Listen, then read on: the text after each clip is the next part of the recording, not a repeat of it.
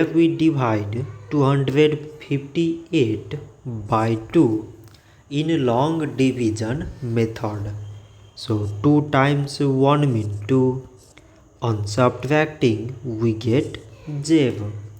So now we put down the number beside this 5 and we remove this 0. So 2 times 2 means 4. On subtracting we get 1. So now this 1 is less than 2. So we put down the number beside this 8.